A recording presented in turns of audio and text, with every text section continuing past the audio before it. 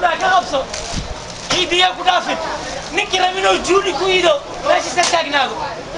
جوني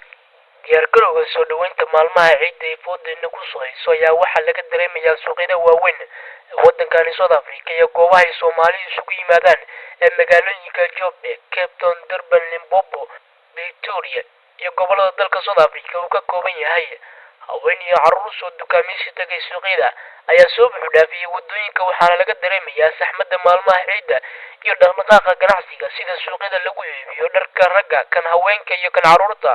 oo dadku aad u iibsanayaan. waxaana sidoo kale jira mashquul dhanka dukaamada lagu iibiyo macmacaanada, buskudka iyo xalwada oo ku yaala magaalooyinka waaweyn ee waddankani South Africa. ganacsiga ayaa mid ka duwan kii xilliyadii hore waxaana dadku aad u soo camireen goobahooda ganacsi si ay uga faa'iidaystaan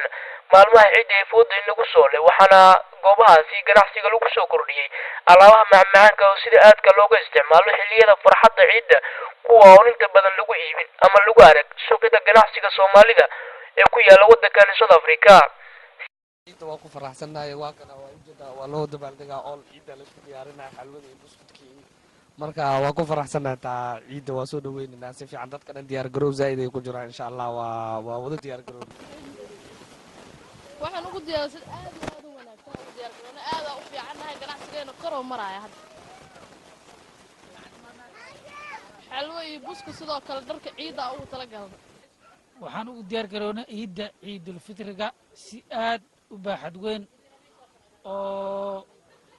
caadi ahayn. waxaad moodaa dadka si oo waxaad moodaa aan caadi ahayn inay wax u gadanayaan shaatiyada, surwaalada, barafuunyada, qamiisyada kolleyto macawiis meeshan sida badan lagama qaatee waxyaabaha kaleeto dulduruuriga kabahaasoo kale. waxaan biisi ku naanay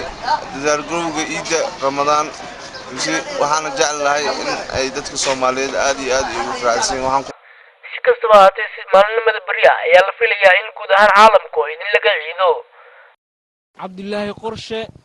telefishinka qaranka Soomaaliya, magaalada Cape Town, waddanka South Africa.